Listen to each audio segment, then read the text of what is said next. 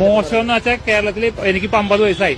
50 വർഷത്തിനുള്ളിൽ ഇത്ര നാളിനിടക്ക് ഇതുപോലത്തെ ഒരു ഭരണം കണ്ടിട്ടില്ല. നശിപ്പിച്ച് നാറാണക്കല്ല് പേർക്കണ ഒരു ഭരണം സംവിധാനവും കാര്യങ്ങളും. അതിനെക്കുറിച്ച് എന്ത് പറയാൻ, ഞാൻ ഇടതുപക്ഷക്കാരനാ. അപ്പൊ അങ്ങനെ മോശം നേരെ പറയാൻ പറ്റുമോ? എന്താ പറയുക, ജനങ്ങളൊക്കെ ഭരണത്തിന് ഭയങ്കര ബുദ്ധിമുട്ടാണെന്നൊക്കെ പറയുന്നത് കേൾക്കുന്നുണ്ട്. അതിന് സംശയമൊന്നുമില്ല.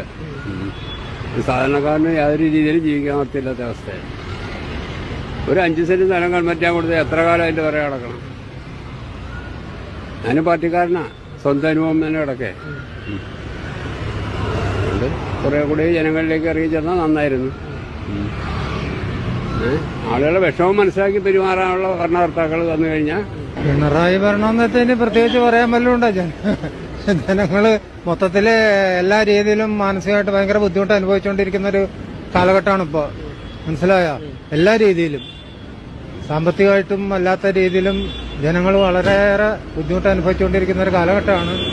തന്നെയല്ല, ഇതുപോലൊരു സാഹചര്യം എനിക്കിപ്പോ ഒരു 60-64 വയസ്സുണ്ട്. എന്റെയൊക്കെ ജീവിതത്തിൽ ഇത് ആദ്യമായിട്ടാണ് ഇത്തരം ഒരു ബുദ്ധിമുട്ടും പ്രശ്നങ്ങളും പ്രതിസന്ധികളും പൊതുജനങ്ങൾ നേരിടുന്നത്. അപ്പൊ പിന്നെ എന്ത് നല്ല ഭരണമെന്നാണ് നമുക്ക് പറയാൻ പറ്റണത്? ജനങ്ങൾ വളരെയേറെ ബുദ്ധിമുട്ടുകൾ സഹിച്ചാണ് ഇപ്പോൾ കഴിഞ്ഞു കൂടുന്നത് എല്ലാ രീതിയിലും.